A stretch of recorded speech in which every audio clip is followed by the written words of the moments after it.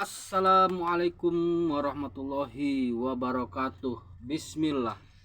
Alhamdulillah. Allahumma sholli ala Muhammad wa ala ali Muhammad. Berjumpa kembali bersama saya channel Al Husain.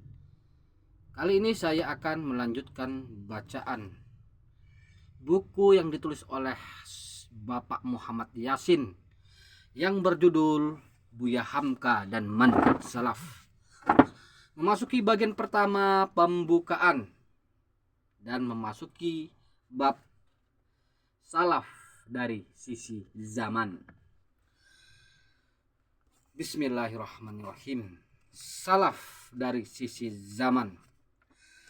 Oleh karena itu, kata salaf telah memiliki pengertian baku dengan makna secara istilah ini dan tidak lebih dari itu.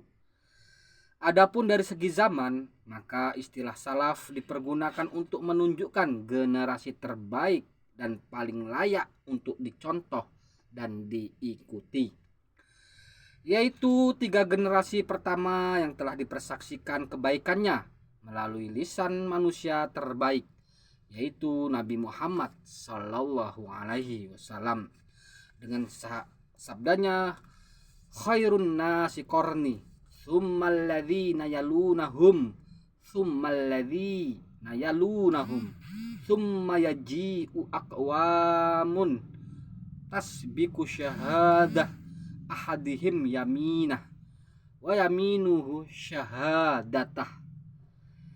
Sebaik-baiknya manusia adalah generasiku, maksudnya adalah sahabat dan aku. Kemudian generasi sesudahnya adalah tabi'in. Kemudian generasi sesudahnya lagi yaitu tabi'in.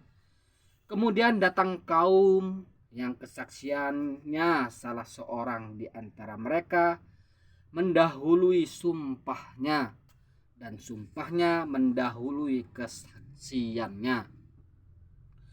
Akan tetapi pembatasan berdasarkan waktu ini kurang sempurna.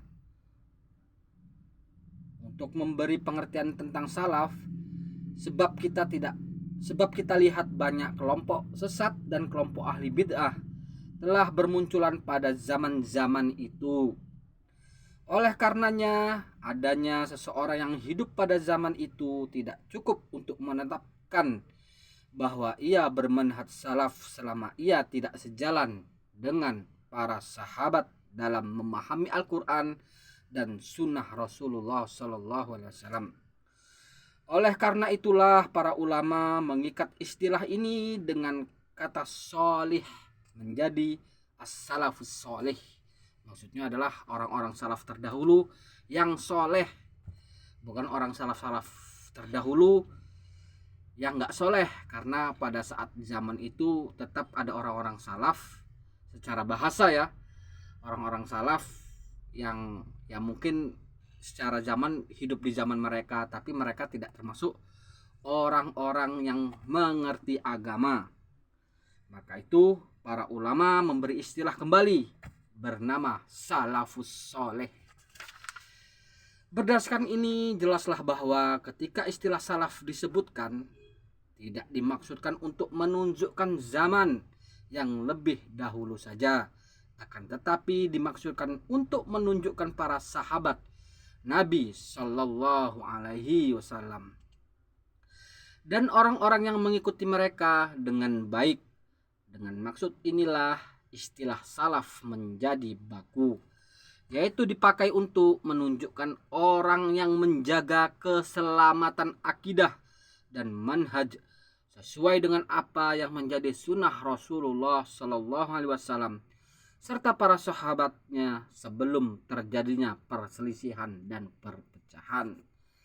Demikianlah bab ini saya bacakan, bahwasanya mengapa kita harus merujuk kepada mereka, yaitu generasi terbaik, karena pada saat itu sedikit sekali yang namanya perselisihan, baik itu masalah akidah, ibadah, muamalah dan akhlak.